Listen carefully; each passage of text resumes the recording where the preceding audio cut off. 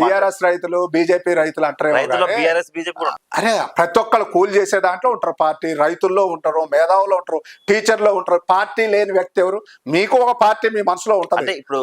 అంటే ఓన్లీ రాజకీయ నాయకులే పార్టీలు ఉంటాయని కాదు, ప్రతి ఒక్కరికి పార్టీ ఉంటది.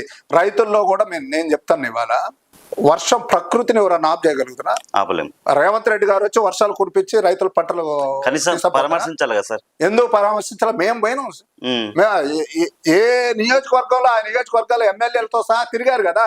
అంటే మొత్తానికి రేవంత్ రెడ్డి గారు తిరుగుతారా? ఇప్పుడు ముఖ్యమంత్రి వర్యులు ఎక్కడి వరకు ఏంటి, ఆయన అడ్మినిస్ట్రేషన్ ఆయన ఇవన్నీ చూసుకోవాలంటే కొన్ని ఉంటాయి. ఆయన రివ్యూ వరంగల్ కరీంనగర్ రివ్యూ కూడా వెళ్ళొచ్చారు కదా. మీకు గుర్తుందో గుర్తులేదో, మొన్న తుఫాన్ అప్పుడు మొత్తం ఈ పంటల నష్టం పోయి రివ్యూ చేసి వచ్చారు కదా. ఎందుకు చేయలేదు ప్రభుత్వం? దానికి నష్టపోయిన వారికి నష్టపరిహారం ఇవ్వమన్నాడు.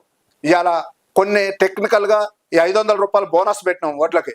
ఒకవేళ ఇక్కడ పంట వల్ల పోతే అక్కడ 30 క్వింటాలు వచ్చినాయి అనుకో, 35 15,000 వచ్చేటట్టున్నాయని ఈ 10,000 కాకుండా అట్లా కూడా రైతుకి మేలు చేయటంలో కాంగ్రెస్ పార్టీ ముందుంటది. మీరు ఏ పద్ధతిలో అయినా చూసుకోండి. మేమేం బడా అదాని అంబానీ వాళ్ళకు దోసి పెట్టడానికి మేము కాంగ్రెస్ వాళ్ళం లేము. మేము పేదల పక్షపాతి ఎవరంటే కాంగ్రెస్ పార్టీ.